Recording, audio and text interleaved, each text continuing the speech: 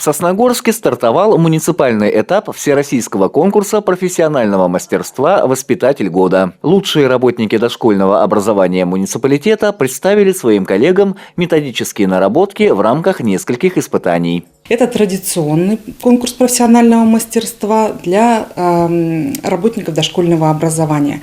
В этом году у нас представлены не только воспитатели, но и музыкальный руководитель и психолог, которые работают в детских садах города Сосногорска. 5 конкурсантов нам предстоит в ходе конкурсных испытаний посмотреть их занятия. Конечно, мы рады наблюдать за работой наших воспитателей, музыкальных руководителей и педагогов-психологов. Всегда интересно понаблюдать за нашими коллегами. Во-первых, это опыт. У нас сегодня присутствует очень много представителей из других детских садов, которые даже не представляли конкурсантов, для того, чтобы мы могли поучиться у своих коллег, перенять что-то новое и применить на практике уже в своих детских садах. Самый масштабный этап – педагогическое мероприятие с детьми. Участники конкурса провели показательные занятия с малышами из подготовительных групп. Воспитатель 14-го детского сада Ольга Вакуева подготовила для ребят квест по мотивам сказки «Буратино». Педагог помогла детсадовцам пройти несколько испытаний и найти для любимца детей новую азбуку. Богдан, а тебе что понравилось? Мне нравилось строить буквы и как мы нашли азбуку. А было для тебя что-то трудным? А что было самым легким? Самым легким построить дом. Домик построить, хорошо. Квест – это вообще та технология, которая создает проблему, и дети должны ее решить. И с помощью заданий, вот детям дается какое-то определенное задание, они его выполняют и переходят к следующему заданию, и тем самым решают проблему. Квест хорош тем, что он развивает и индивидуальные качества ребенка, как и групповые, работать в группе. Вот у меня занятие состояло из заданий по сказке «Золотой ключик». Мы должны выполнить были задания от персонажей этой сказки. Еще один представитель 14-го детского сада Светлана Витязева собрала из ребят настоящий оркестр. Педагог является не только музыкальным руководителем в дошкольном образовательном учреждении, но и наставником в Сосногорской детской школе искусств. Поэтому задача оказалась Светлане Михайловне по силам.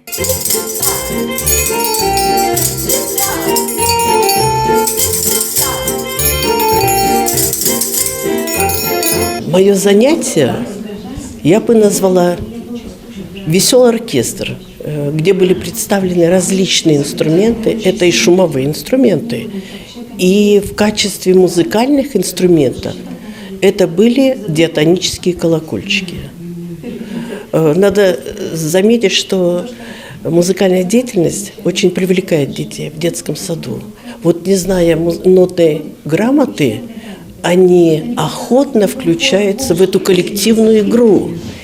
Им это очень нравится.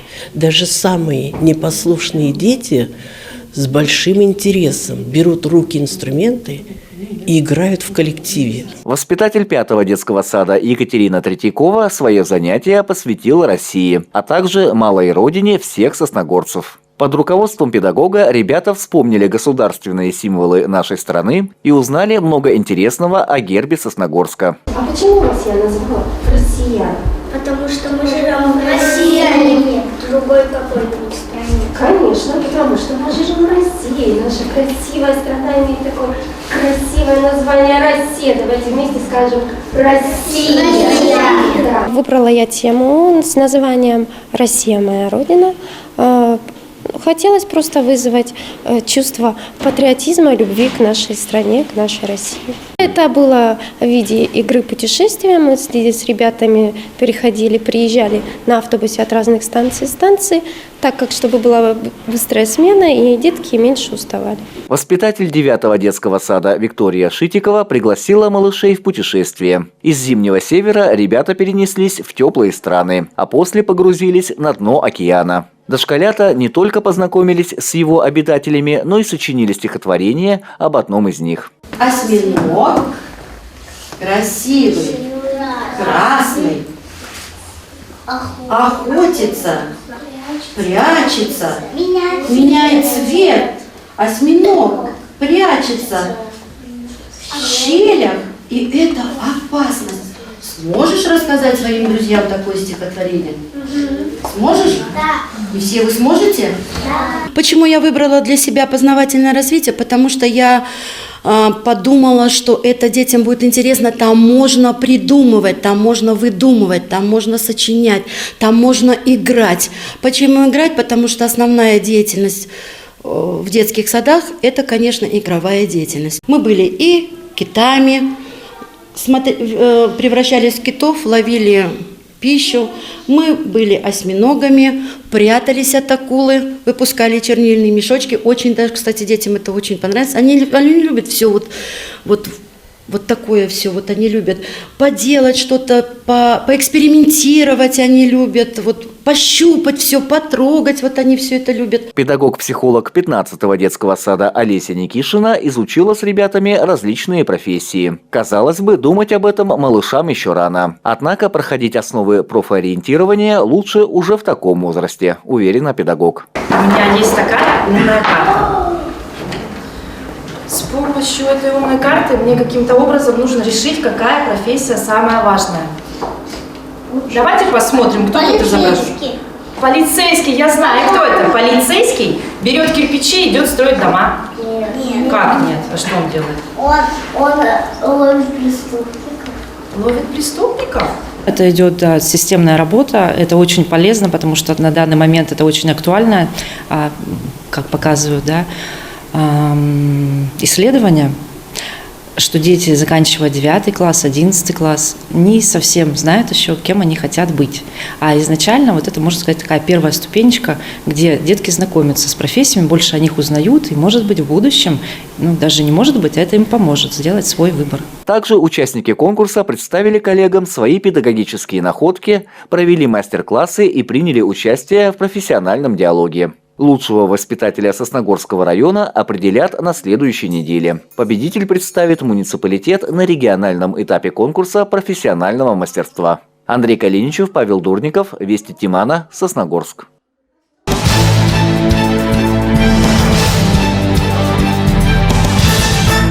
В рядах сосногорских волонтеров очередное пополнение. Городской дом детского творчества приглашает юных жителей муниципалитета в новое объединение «Про добро». Его задача – привлечь подрастающее поколение к здоровому образу жизни и добровольческой деятельности.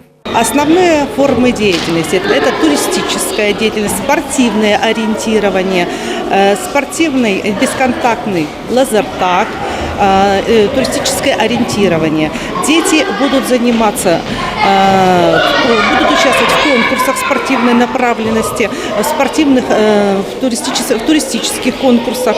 Также они будут получать основы физической подготовки. Как отмечают в Доме детского творчества, в новом объединении ребята будут заниматься по системе упражнений для укрепления здоровья и развития наиболее полезных и необходимых в жизни физических качеств, таких как ловкость, координация, выносливость, гибкость, сила и скорость. Дети будут заниматься непосредственно спортивным ориентированием.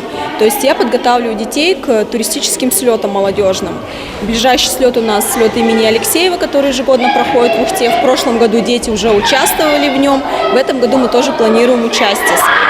То есть что непосредственно мы изучаем? Мы изучаем компас, изучаем местоположение и учимся ориентироваться. То есть вроде самое простое найти азимут на карте, да, с применением компаса. Также изучаем различные туристические узлы. В целом общие характеристики туризма. Главная задача волонтера – помогать окружающим. В Сосногорском ресурсном центре добровольчества отмечают, что ребята уже влились в движение и успешно совершают бескорыстные и добрые поступки. Это у нас добровольцы от 7 лет и старше, до 18 лет, которые будут заниматься в основном как раз-таки военно-патриотическими мероприятиями, акциями, и заниматься, соответственно, военно-патриотическим воспитанием детей. В объединении «Про добро» ждут ребят 3 возрастных групп. Занятия проводятся в первой школе. Записаться можно по телефону, который указан на экране. Стоит отметить, что узнать больше о сосногорских волонтерах можно будет на торжественном мероприятии «Добро начинается с вас», приуроченном ко Дню добровольца. Оно состоится 10 декабря в 14 часов в городском доме культуры «Горизонт». Андрей Калиничев, Павел Дурников, Вести Тимана, Сосногорск.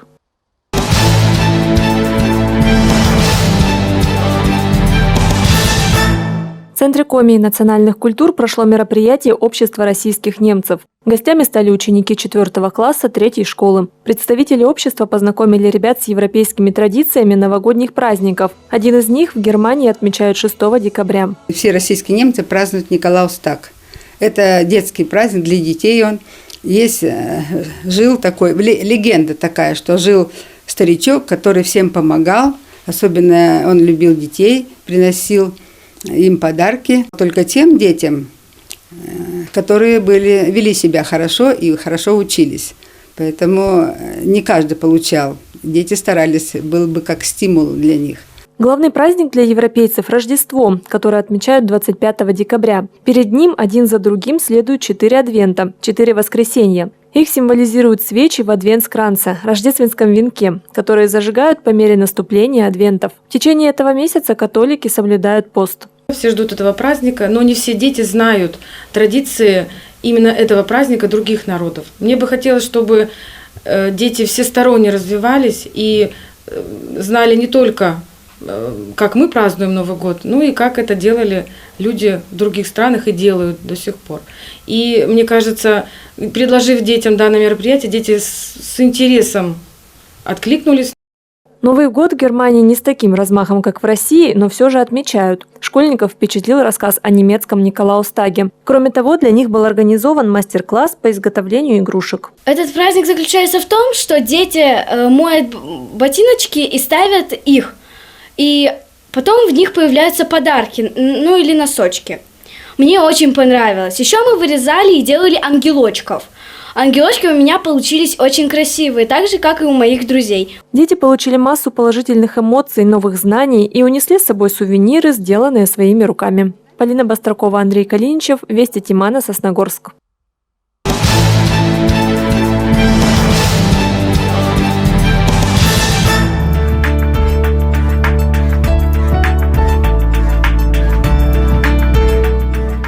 В практике Центра социальной защиты населения встречаются случаи, когда граждане утратили право на выплаты, но продолжают их получать. Причиной переплат, как правило, является несвоевременное извещение гражданами Центра социальной защиты об обстоятельствах, влекущих изменения или прекращением выплат. Поэтому информируем своих получателей о том, по каким причинам чаще всего возникают переплаты и что необходимо предпринять в таком случае. Многие выплаты по линии социальной защиты привязаны к месту жительства их получателя, и изменение места жительства заявителем влечет за собой прекращение ему социальных выплат. Это такие выплаты, как денежная компенсация на оплату жилого помещения и коммунальных услуг льготным категориям граждан, предоставление ежемесячных денежных выплат, компенсация одиноким родителям, осуществляющим уход за детьми с инвалидностью, субсидия на оплату жилого помещения и коммунальных услуг и ряд других выплат. А в то же время это и самая распространенная причина переплат социальных выплат. Часто получатели, меняя свое место жительства, забывают об обязательстве сообщить в 10-дневный срок о данном обстоятельстве и сообщают Центру социальной защиты об этом несвоевременно, либо вообще не могут сообщить о факте переезда. В особенности граждане, которые выезжают за пределы Республики Коми и снимаются с регистрационного учета по месту жительства удаленно, то есть по запросу. А вторая по значимости причина возникновения большого количества переплат – это когда граждане, имеющие обязательство сообщать о своем устройстве на работу, о временном трудоустройстве, этого не делают. В основном это касается такой выплаты, как региональная социальная доплата к пенсии. Так как такая выплата производится только неработающим гражданам, перед ними стоит обязательство уведомить Центр социальной защиты в 2-недельный срок с момента поступления на работу. Обязательства по извещению Центра социальной защиты населения имеет и такая многочисленная категория, как семьи и граждане, признанные малоимущими. Присвоение статуса малоимущих производится на основании таких критериев, как состав семьи, размер доходов семьи или одинокого гражданина, и учитывается также имущество, принадлежащее им на праве собственности. Несвоевременное уведомление об изменениях любого из критериев ведет к отмене статуса малоимущих. а на основании статуса малоимущего выплачивается государственная социальная помощь в виде пособия на детей, материальная помощь, социальное пособие, питание детей в школе и другие. И при несвоевременном уведомлении об обстоятельствах, влекущих к прекращению или отмену статуса малоимущий, вся излишне выплаченная заявителю госпомощь подлежит взысканию.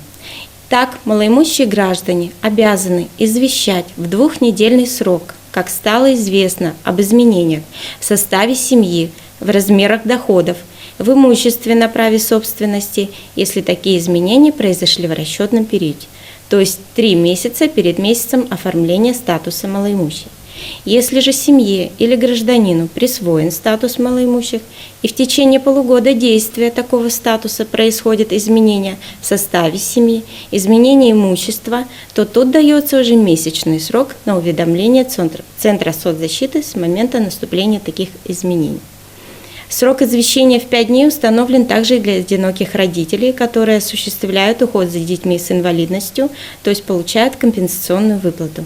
Такая категория получателей должна известить о таких обстоятельствах, как вступление в брак, устройство ребенка в учреждение с полным государственным обеспечением и других обстоятельствах, влекущих за собой утрату права на компенсацию. Таким образом, в соответствии с законом, получатели выплаты обязаны безотлагательно извещать Центр социальной защиты населения о наступлении обстоятельств, влекущих за собой изменение размера выплат или их прекращение. Призываем получателей выплат к ответственности о необходимости своевременного извещения о наступлении обстоятельств, предотвращающих образование переплат. Просим внимательно относиться к информации обо всех обязательствах по извещению Центра социальной защиты, которые доводятся вам при приеме от вас заявлений на выплаты. Способы уведомлений разнообразны. Один ваш звонок, одно обращение в наш центр позволит избежать получения вами незаконных выплат, которые нужно будет вернуть в бюджет, а также избежать судебных тяжб и рассмотрений личных дел в рамках статьи Уголовного кодекса о мошенничестве при получении социальных выплат.